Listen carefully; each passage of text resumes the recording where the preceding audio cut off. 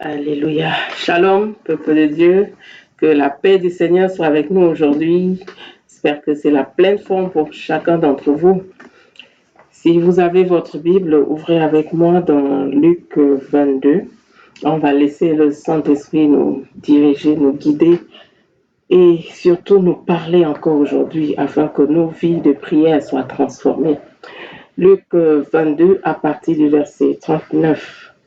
Qu'est-ce que la Bible nous dit?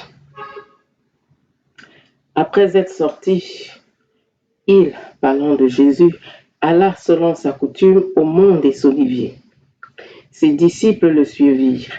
Arrivé à cet endroit, il leur dit: priez afin de ne pas entrer en tentation.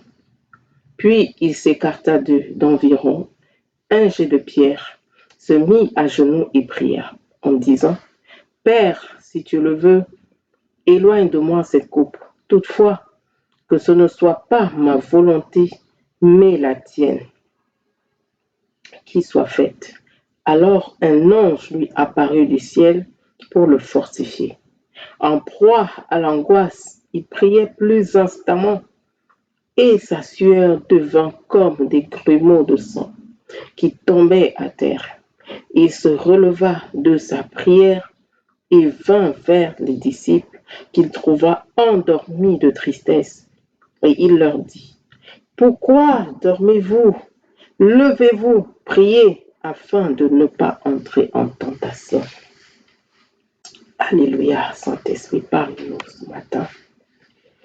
Bien-aimés, là, on nous parle de cet épisode de la vie de Jésus-Christ.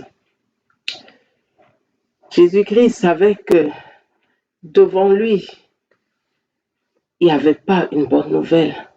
Devant lui, ce n'était pas une bonne chose qui allait lui arriver. Il savait que là, il était condamné. Il savait que là où il allait, il fallait qu'il s'attende à la mort, à être tué par ces créatures. Qu'est-ce qu'il a fait? Il est allé à Gethsémane avec ses disciples. On dit comme il avait coutume d'y aller au mont des Oliviers. Et qu'est-ce qu'il a fait? Il a commencé donc à prier. Il a commencé à invoquer Dieu. Le verset 44 nous dit: en proie à l'angoisse, il priait plus instamment et sa sueur devint comme des grumeaux de sang qui tombaient à terre. En proie à l'angoisse. Le message que Dieu te donne aujourd'hui, mon frère, ma sœur, quand tu es en proie à l'angoisse, que fais-tu? Quand tu es en proie à l'angoisse, que fais-tu? Quand devant toi, tu sais qu'il y a des échéances. Quand devant toi, tu sais que là, ce sont des mauvaises choses là qui sont prévues pour toi. Quand tu sais que ce sont de mauvaises choses qui sont programmées pour toi. Quand on t'a annoncé déjà de mauvaises nouvelles, tu sais peut-être que là, devant toi, c'est une césarienne qui t'attend. Tu sais peut-être que là, devant toi, là, on t'a dit peut-être que ton conteneur, là où tu avais mis toutes tes marchandises, là, le conteneur est totalement bousillé, tes affaires également. Quand on vient t'annoncer que là, c'est l'échéance pour ton loyer et tu n'as pas d'argent pour payer ton loyer. Quand là, le propriétaire de la maison te menace déjà de te faire sortir et que tu te demandes qu'est-ce que je vais faire avec ma femme, mes enfants, que ferai-je avec ma famille? Quand tu te retrouves, tu te dis, mais l'avenir de mes enfants là, qu'est-ce que je dois faire? Ce n'est pas une bonne nouvelle qui est devant toi. Quand on t'annonce que voilà, tu as un cancer, tu as l'hépatite, tu as le sida, quand on t'annonce une mauvaise nouvelle, quand on te dit, ton mari peut-être ou ta femme, ton conjoint te dit, là c'est fini pour nous, il faut qu'on se sépare, que chacun prenne sa route. Dès que tu as une mauvaise annonce comme ça qui te tombe dessus, en proie à l'angoisse, où tu te dis, là vraiment j'ai peur, je ne sais pas ce qui va m'arriver, on t'annonce que tiens, voilà le contrat que tu attendais de plusieurs millions, voilà l'intéressé, non, pour l'instant il n'est plus intéressé, il ne veut plus poursuivre, il ne veut plus signer ce contrat. Que fais-tu en proie à l'angoisse? Est-ce que tu as ce réflexe de Jésus qui, en proie à l'angoisse, qui savait que là, je suis condamné, là où je suis là, Ce n'est pas une bonne chose qui est devant moi. C'est la mort qui m'attend. Que fais-tu? Jésus n'a pas commencé donc à papoter avec ses disciples. Jésus n'a pas commencé à aller se balader avec ses disciples. Jésus qui savait comment il faut prier pour les malades, comment il faut même aller prêcher, comment il faut aller enseigner. Là, ce n'est pas ce qu'il allait faire. Qu'est-ce que Jésus a fait? Il est allé prier instamment. Ce que je veux aujourd'hui t'enseigner, c'est qu'il y a des moments dans ta vie où tu dois te retirer et aller prier instamment. Quand tu sais que là, devant moi, là, ce qui est là prévu, ce qui est annoncé, ce qui est programmé là, ce qui doit arriver là au-devant de moi, ce n'est pas une bonne chose. Là, c'est le moment pour moi de me retirer de tout. C'est le moment pour moi d'aller à Gethsémani. C'est le moment pour moi de me retirer vers le mont des Oliviers, de me retirer vers cette montagne-là où je vais rencontrer mon Dieu face à face, où je vais rencontrer mon Dieu face à face. C'est pas le moment de dire advienne ce que pourra. Ce sont des termes que les chrétiens ne doivent jamais prononcer. Advienne que pourra. Bon, je m'en fous de ce qui va arriver. Bon, peu importe ce qui va arriver. Ah, de toutes les façons, bon, quel que soit ce qui va arriver, je vais boire là. Non, ce ne sont pas des termes qui doivent sortir de la bouche des enfants de Dieu. Quand tu sais que là, devant moi, il y a des choses bizarres qui se profanent à l'horizon, il y a des choses bizarres là qui doivent arriver, c'est le moment de te retirer. C'est le moment de faire comme Jésus. Jésus est allé, il a commencé à prier instamment. En proie à l'angoisse. Quand tu es face à la peur, l'angoisse c'est quoi? Là, tu commences à avoir peur. Là, tu as peut-être là, c'est la panique. Panique où tu te dis, là, vraiment, je tremble. Seigneur, là, ce qui va arriver. Vous imaginez savoir que là, dans quelques minutes, là, je vais peut-être être tué. Vous imaginez un peu penser que là, en tant qu'être humain, là, c'était Jésus, c'était, il avait totalement la nature humaine. Savoir que là, dans quelques minutes, là, je vais être tué, je vais être face à la mort dans quelques minutes, mais face à l'angoisse. Il a tellement prié. Prier instamment, ça veut dire quoi? Prier avec force, prier avec vigueur, prier comme si là, tu sais que tout dépendait de ces secondes de prière. Prier comme si, bon, je sais que là, j'ai une minute pour prier, mais vraiment, c'est une minute déterminante. C'est une minute là où je sais que là, ma destinée dépend de cette minute. Alors tu pries avec ferveur. Tu pries comme tu n'as jamais prié dans ta vie. Avec instance, tu es là, tu te tiens. Vous imaginez, la sueur de Jésus tombait comme des grumeaux de sang. Je ne sais même pas à quoi ça ressemblait, mais pour imaginer un peu la sueur qui tombe comme des grumeaux de sang face à l'angoisse. Imaginons Jésus qui était là devant Dieu. Père, tu peux m'enlever cette coupe. Père, tu peux le faire. On nous dit comment il priait. Il disait, si, éloigne de moi, Père, éloigne de moi cette coupe, éloigne de moi cette coupe, éloigne de moi ce glace qui doit arriver, éloigne de moi. Et après, il dit, toutefois, que ce ne soit pas ma volonté, mais la tienne. Que ce ne soit pas ma volonté, mais la tienne qui soit faite. Il priait instamment. Il avait mis tout son cœur, toute son énergie, toute sa force dans cette prière-là, sachant que là, je peux inverser les choses. Je crois en un Dieu qui peut inverser cette situation. Je crois en un Dieu qui peut inverser en disant, si c'est ta volonté, Seigneur, que j'y aille. Mais si ce n'est pas ta volonté, je refuse que cela se manifeste dans ma vie. Parce que je sais que si c'est ta volonté, toute chose concourt au bien de ceux qui aiment Dieu. Mais si ce n'est pas ta volonté, Seigneur, je refuse cette coupe-là. Ce que l'ennemi a prévu là pour moi, ce que mes adversaires ont prévu pour moi, ce qui est mis devant moi, ce qui a été planté sur ma route, ce qui a été semé là, je refuse, Seigneur, viens intervenir en proie à l'angoisse quand tu es là face à tous ces défis devant toi, face à tous ces questionnements, que fais-tu? Et Jésus, lui, il est venu prier instamment au point où la minute d'après, il s'est relevé. Il s'est relevé. Pourquoi il s'est relevé de sa prière? En étant tout fort. En étant tout fort de telle sorte que c'était lui maintenant qui fortifiait les disciples. C'est lui qui allait maintenant pour encourager les disciples. C'est lui qui maintenant pouvait soutenir les disciples. Il est sorti de cette prière totalement ragaillardi. Pourquoi? Il a fallu qu'un ange même lui apparaisse du ciel pour le fortifier. Tu as besoin des temps pareils, des temps où il faut que Dieu t'envoie de l'aide pour te fortifier. Il y a des situations dans la vie où il n'y a que l'intervention divine pour pouvoir te fortifier, pour pouvoir te relever, pour que tu puisses aller de l'avant. Jésus, la minute d'après, le voilà qui s'est tenu, qui c'est lui maintenant qui disait à ses disciples, levez-vous, priez. Levez-vous, priez.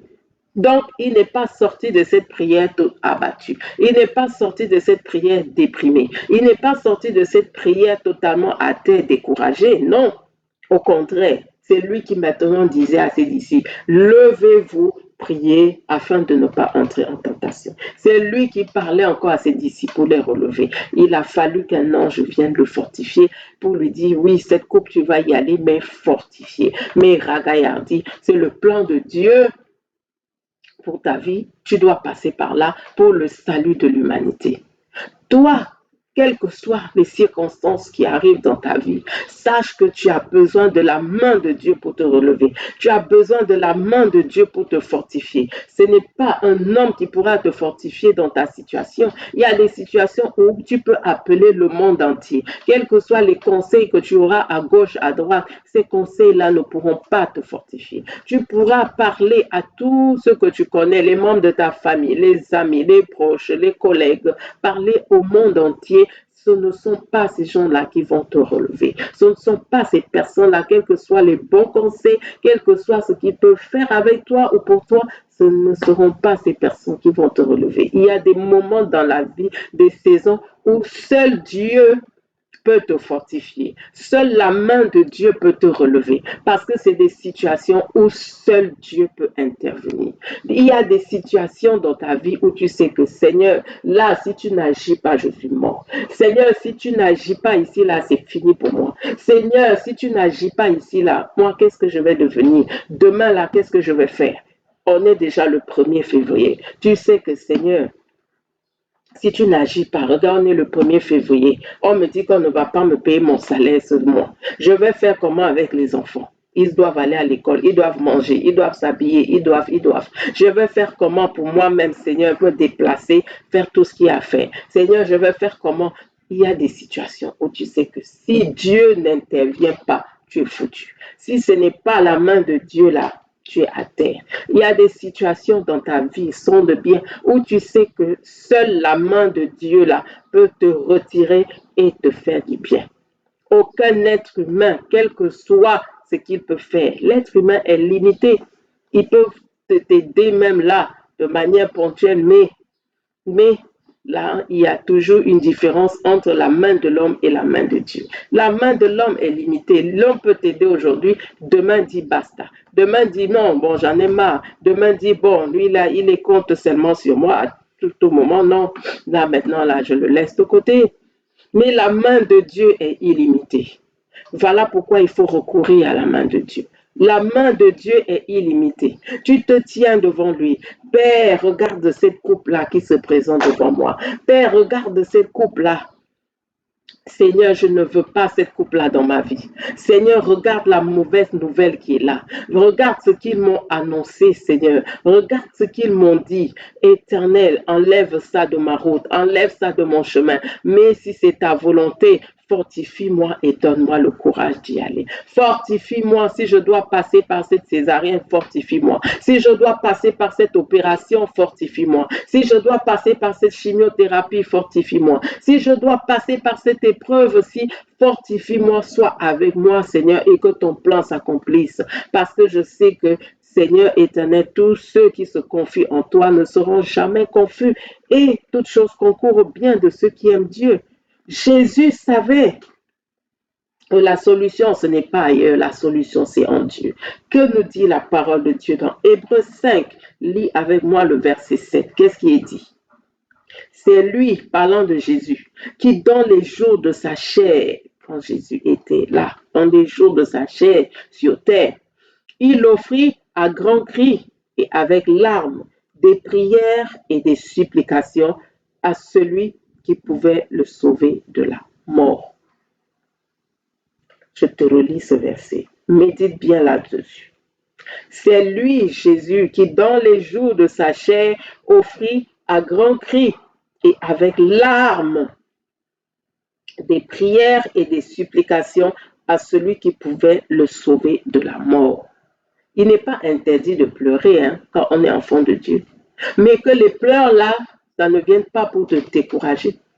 Que les pleurs là, ça ne soit pas là pour t'abattre, que ce ne soit pas des pleurs de lamentation, que ce ne soit pas des pleurs de murmure, que ce ne soit pas des pleurs qui vont te mettre à terre. Mais quand tu pleures là, c'est pour pleurer. Seigneur, regarde ma douleur. Seigneur, regarde ma peine. Seigneur, regarde, oh Dieu, je suis sujet de honte, je suis sujet de dérision. Seigneur, regarde ma situation. Regarde, Seigneur, ma douleur. Tu pleures, et quand tu as fini de pleurer maintenant, là, tu te lèves maintenant. Fortifié, tu laisses que le Seigneur agisse. On dit bien, il l'offrit à grands cris. À grands cris. Prier avec instance. C'est le titre du message d'aujourd'hui. Savoir prier avec instance. Prier à grands cris, comme Jésus. Prier à grands cris, sachant que ma situation là, ça dépend de Dieu. Ça dépend de Dieu. Priez à grands cris et avec larmes, apportez à Dieu des prières, des supplications, avec grands cris, avec larmes. Seigneur, regarde ma santé. Seigneur, regarde mes finances. Seigneur, regarde mon travail. Seigneur, regarde mes études. Seigneur, je suis bloqué. Seigneur, je ne peux même pas payer les études. Seigneur, regarde, oh Dieu, je ne peux même pas m'inscrire cette année. Je n'ai pas d'argent pour m'inscrire. Ou quand je m'inscris, Seigneur, c'est l'argent de transport qui manque. Ou quand maintenant je peux aller à l'école, je ne parviens pas à étudier. Seigneur, toute ma situation, la regarde, ça dépend de toi. Ma situation, si Seigneur, dépend de toi. Regarde, Seigneur, mon ménage aussi dépend de toi, Seigneur. Oh Dieu vivant, la survie de mon ménage là dépend de toi, Seigneur. Si tu n'interviens pas, je suis mort. Si tu n'interviens pas, je suis foutu. Si tu n'interviens pas, je suis à terre. Seigneur, je compte sur toi. Seigneur, je m'attends à toi. Seigneur, regarde mes enfants. Seigneur, regarde mon travail. Seigneur, regarde mes sociétés. Seigneur, regarde les œuvres de mes mains. Seigneur, regarde mon commerce. Seigneur, regarde ceci. Seigneur, regarde cela. Oh Dieu, je t'appelle. Oh Dieu, je t'appelle. Seigneur, ma situation dépend de toi. Je me tiens devant toi, Seigneur, avec des prières, avec des supplications, sachant que, Seigneur éternel, oh Dieu, la solution vient de toi. La solution vient de toi. Ça ne peut pas me venir de l'est ou de l'ouest ou du nord ou du sud. La solution ne peut pas me venir d'un être humain. Seigneur, tu es ma solution et je m'attends à toi. Seigneur, Seigneur, Seigneur, Seigneur, je suis là, je m'attends à toi. Tu es là, tu cries à Dieu. Avec grand cri, avec grand cri. Il y a des gens qui ont peur de crier à Dieu. Ils disent non, Dieu n'est pas sourd, non, Dieu n'est pas sourd. Écoutez, même Jésus s'est tenu devant Dieu avec grand cri. Et la parole qui nous dit, avec grand cri, il y a des situations qui ne te donnent pas le choix. Il y a des situations où tu oublies même que tu as des voisins, où tu oublies que j'ai un entourage, où tu oublies que je suis dans le bus. Tu oublies que vraiment là où je suis au marché. Mais tu cries à Dieu, tu cries à Dieu. Seigneur, regarde ma situation. Seigneur, regarde. Seigneur, regarde.